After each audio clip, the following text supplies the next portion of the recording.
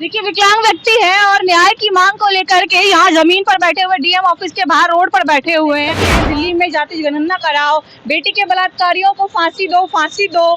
दिल्ली में जाति जनगणना कराओ। फिर उधर भी आप देख सकते हैं ओबीसी महासभा दिल्ली, बेटी के बलात्कारियों को फांसी दो, फांसी दो।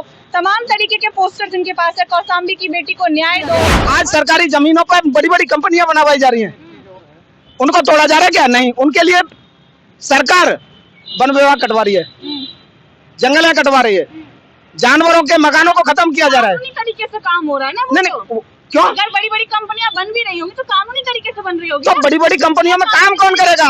काम कौन करेगा? कोई विधायक करेगा क्या? मंत्री करेगा क्या? करेगा तो मजदूर। जो बलात्कारी था, जो अपराधी था, दोषी था, उसको जमानत दिलाई पॉक्सो एक्ट के तहत मुकदमा दर्ज होकर के जेल में डाला गया था और उस अपराधी को उसने जमानत दिलवा दी। जब तक हमारे ज्ञापन को लेने के लिए डीएम साहब खुद अपने गेट पर। 100% पता है मुझे कि यहाँ के जो दबंग लीडर हैं, उन लोगों ने उस जमीन के बदले में पैसा लिया है। अब उनको ऊपर जो गरीब लोग हैं उन्हीं को झुग्गी झोंपड़ी तोड़ी जा रही है। अनथराइज्ड कॉलोनी में ये लोग बसा लिए सरकारी जमीन में, ये परमिशन कौन देता है?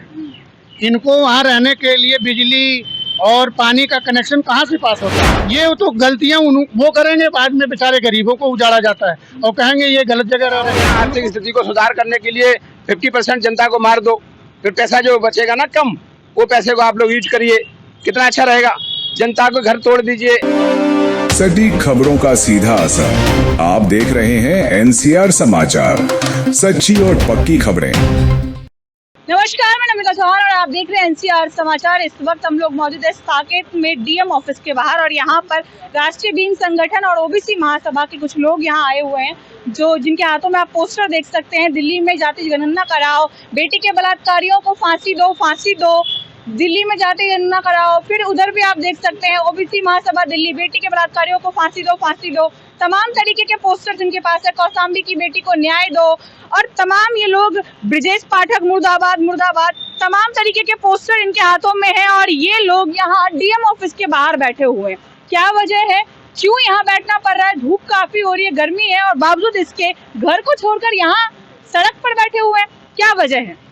देखिए, मैं ज्ञापन देने के लिए आया था और मैंने एक हफ्ता पहले डीसीपी साहब को परमिशन के लिए दिया, अनुमति उनको सूचना देने के लिए दिया था।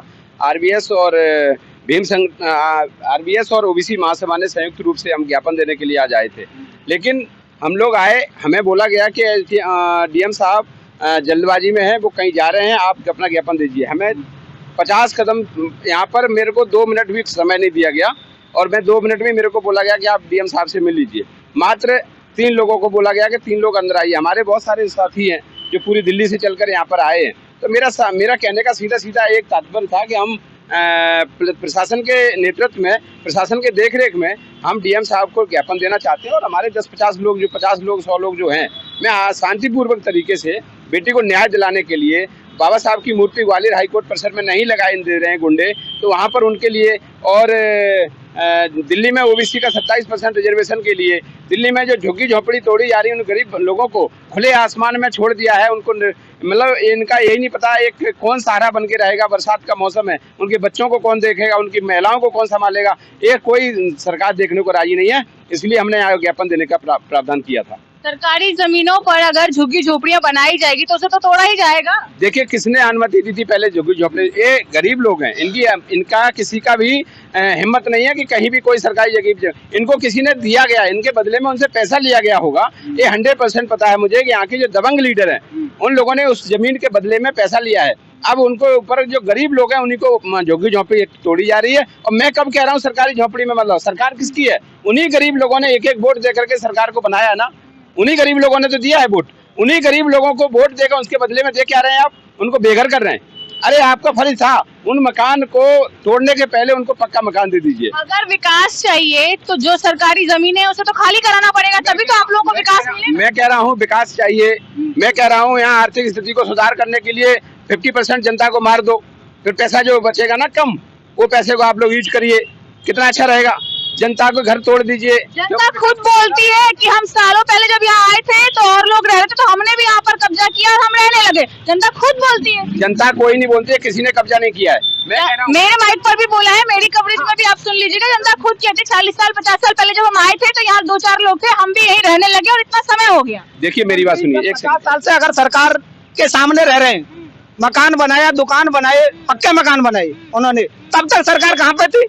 तब सरकार कहाँ पे थी? क्या तब सरकार नहीं थी क्या? तब अधिकारी नहीं थे क्या? तब क्यों नहीं तोड़, क्यों रहने दिया उनको? उन्हें तभी हटा दिया। समय दिया होगा कि आप लोग हट जाएंगे। नहीं। जब वो नहीं हटे तो अंत में उन्हें तोड़ना पड़ा। कहने का मतलब उन्हें रहने ही क्यों दिया गया? आज सरकारी जमीनों पर बड़ी बड़ी कंपनियां बनवाई जा रही हैं, उनको तोड़ा जा रहा है क्या? नहीं। उनके लिए सरकार वन विभाग कटवा रही है, जंगलें कटवा रही है, जानवरों के मकानों को खत्म किया जा रहा है। कानूनी तरीके से काम हो रहा है ना वो नहीं तो। क्यों? अगर बड़ी बड़ी कंपनियां बन भी रही होंगी तो कानूनी तरीके से बन रही होगी। तो बड़ी बड़ी कंपनियों में काम कौन करेगा? काम कौन करेगा? कोई विधायक करेगा क्या? मंत्री करेगा क्या? करेगा तो मजदूर।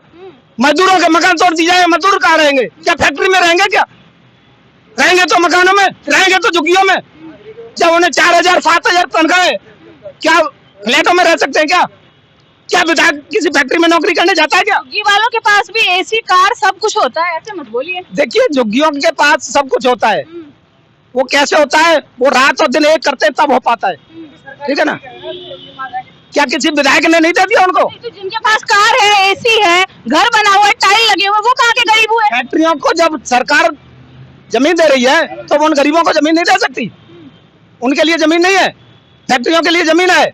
बड़े बड़े पूंजीपतियों के लिए पूंजी है, बड़े बड़े पूंजीपतियों को लोग पूंजी माफ करने के लिए व्यवस्था है, लेकिन गरीबों के लिए खाने के लिए तमा है।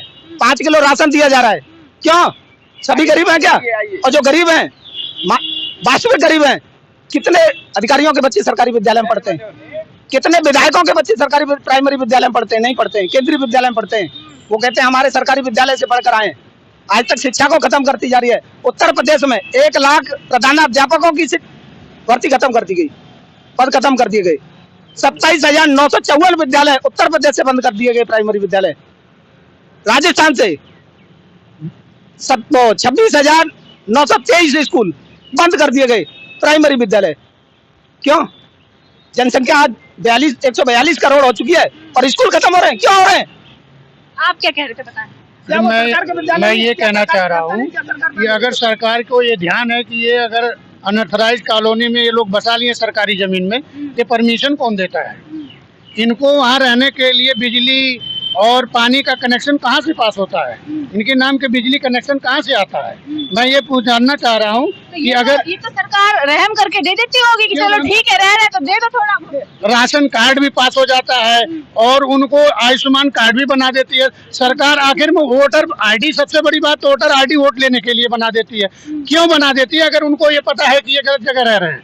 ये तो गलतियां वो करेंगे, बाद में बेचारे गरीबों को उजाड़ा जाता है और कहेंगे ये गलत जगह रह रहे हैं। उनको कैसे ये पता लग जाता है कि ये गलत जगह आप रह रहे हैं? पहले क्यों नहीं पता लगता है? कुछ लोग तो ऐसे भी जिनको मकान अलॉट हुए हैं और वो वहाँ पर किराए पे चढ़ाकर खुद यहाँ झुग्गियों में रह रहे हैं। मैडम देखो, ये चीज तो सब देखना पड़ेगा उनको, क्योंकि आधार कार्ड से जब उनका सारा चीज डिटेल आ जाता है तो इनको ये नहीं लगता कि ये बंदा यहाँ रह रहा है और वोटिंग कहाँ कर रहा है और कहाँ से बेच के कहाँ चला गया है। ये चीजें तो सरकार सर्वे करा सकती है। जब ये पता लग सकता है कि ये गलत जगह रह रहे हैं अनऑथराइज में और ये सरकारी जमीन है, तो ये भी पता लगा सकते हैं कि ये रह क्या रहा है, तो उसी समय एक्शन लेना है। क्यों सब कुछ बनवाने के बाद उजाड़ दिया जाता है, लोग को खुले आसमान में छोड़ दिया जाता है? ये तब होश में आता है कि अब गलत हो गया है। हम यही जानना चाह रहे हैं। ये ब्रजेश पाठक मुर्दाबाद मुर्दाबाद क्यों ले रखा है आपने? ये कौन है ब्रजेश? देखिए, ब्रजेश पाठक एक बहुत बड़ा अपराधी है और जो उत्तर प्रदेश सरकार में डिप्टी सीएम है, गुंडा है पुराना, और इसको सरकार ने डिप्टी सीएम की कुर्सी दे रखी है उत्तर प्रदेश में। वो चोरी करता है, सब सारे गुंडे पर उसके अंदर सारे जो उसके अंदर नैतिकता का कोई काम नहीं है।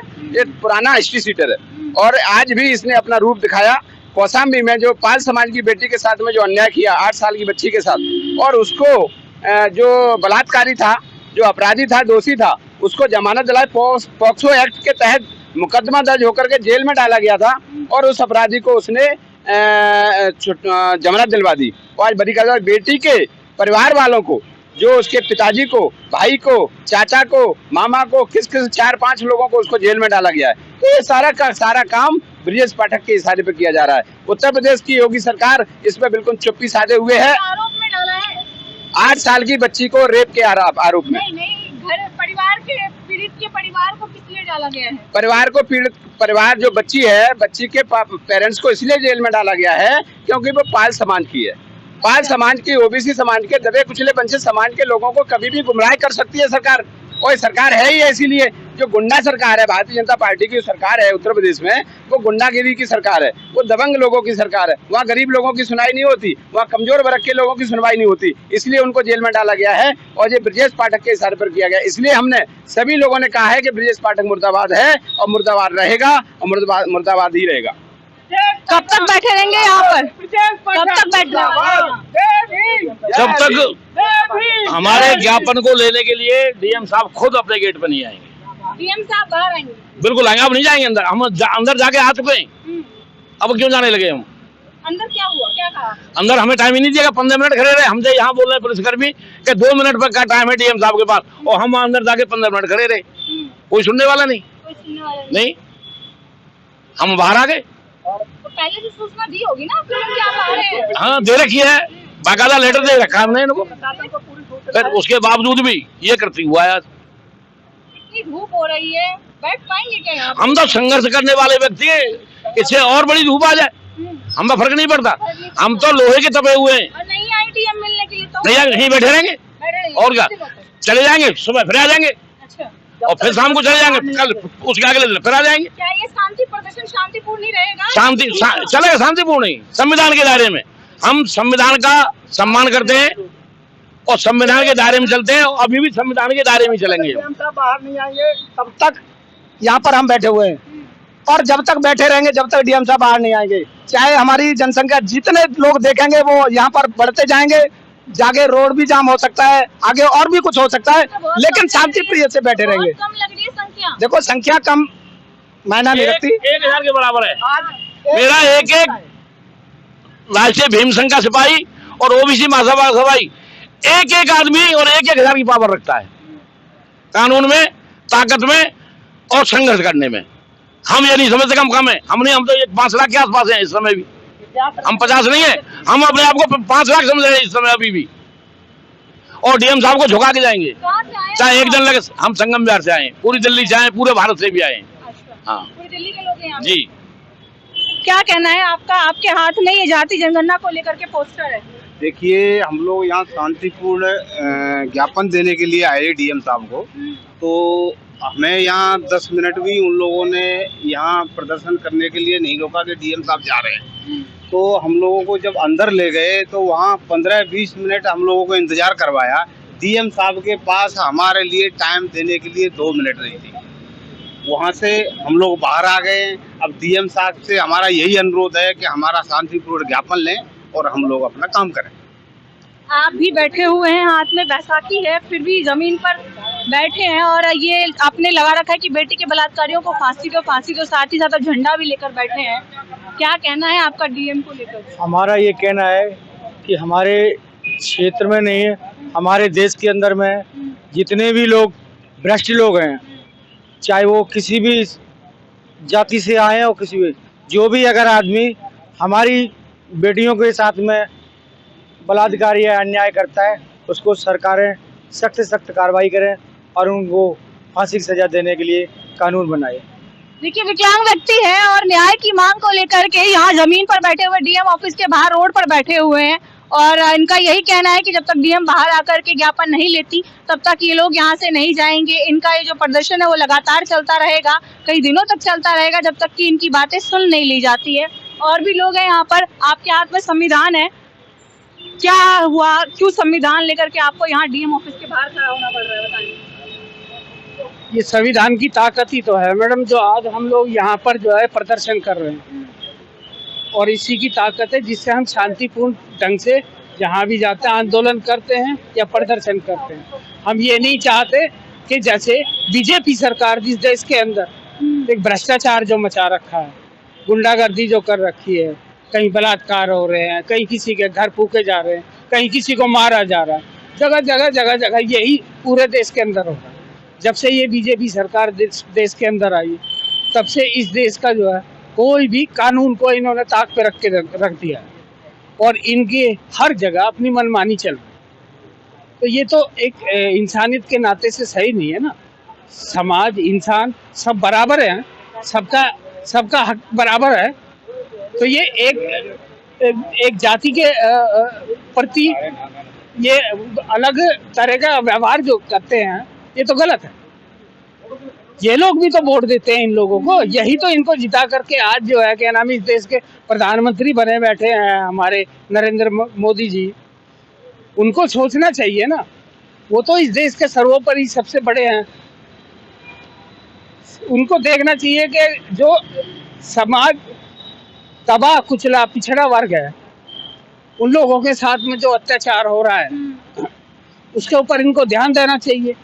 आप और एक ये संविधान, जिस संविधान को बाबा साहब डॉक्टर अंबेडकर ने लिखा, जिसके ऊपर जो आज ये देश, हमारा पूरा भारत देश चल रहा है, और उसी के बलबूते पे, इसी संविधान के ऊपर आज हम लोग जो है क्या नाम है घूम रहे हैं, प्रदर्शन कर रहे हैं। आज हमें जो आज़ादी मिली है वो इस कानून के प्रति तो मिली है।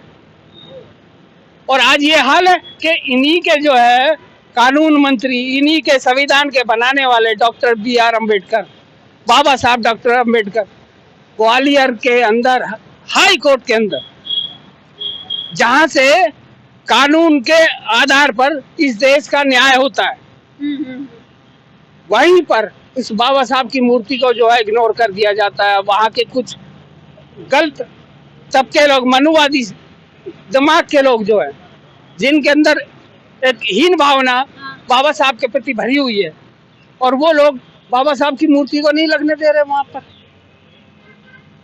मतलब कुछ लोग जिनकी कोई तादाद ज्यादा नहीं है, लेकिन उनकी ताकत बहुत ज्यादा, क्योंकि उनके पीछे मनुवादियों की ताकत का हाथ है।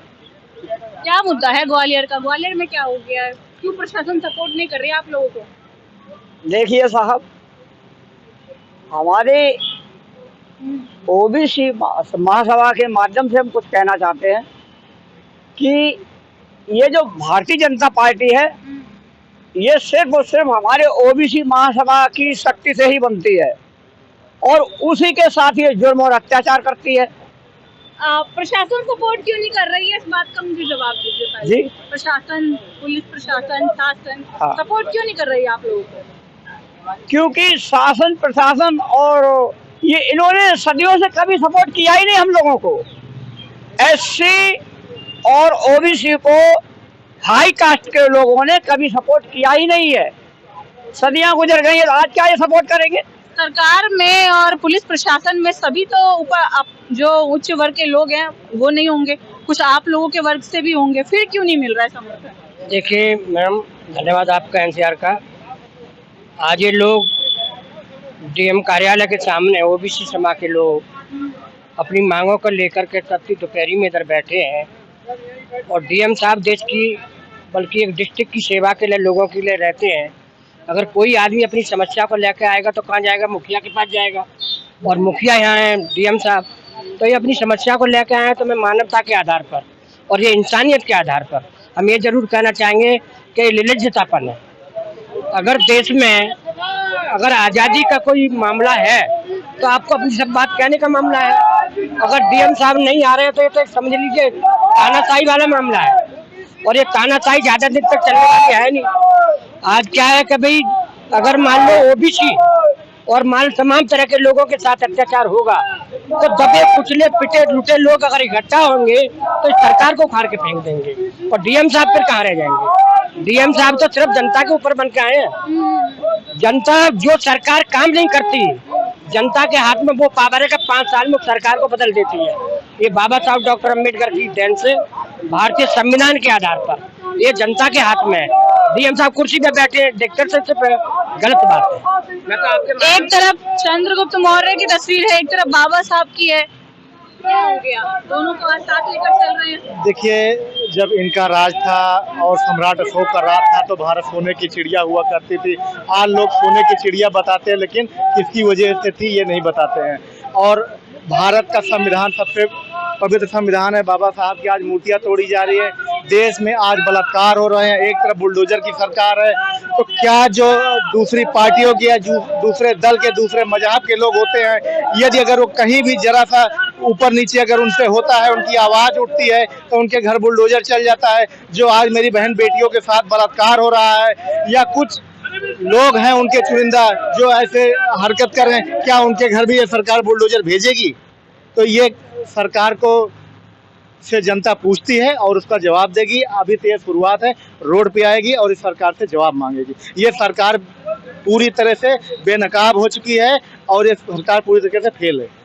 देखिए लगातार प्रदर्शन जारी है और मांग यही है कि अब डीएम जब तक बाहर आकर के इनसे ज्ञापन नहीं लेती तब तक ये लोग यहीं बैठे रहेंगे। कई दिनों तक ये प्रदर्शन चलता रहेगा और इसी तरीके से शांतिपूर्ण चलता रहेगा।